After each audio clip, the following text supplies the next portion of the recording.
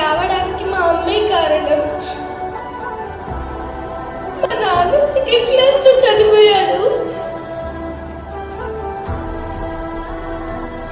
అప్పటి నుంచి